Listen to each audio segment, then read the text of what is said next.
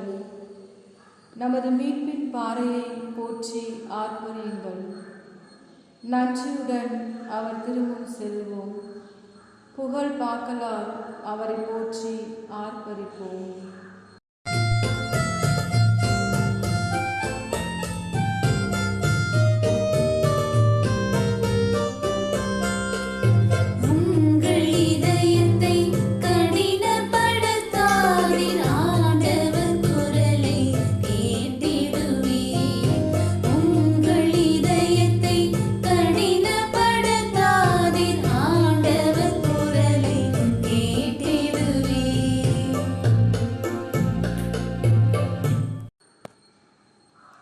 வாருங்கள், தாழ்பணிந்து அவரை தொழுவோம்.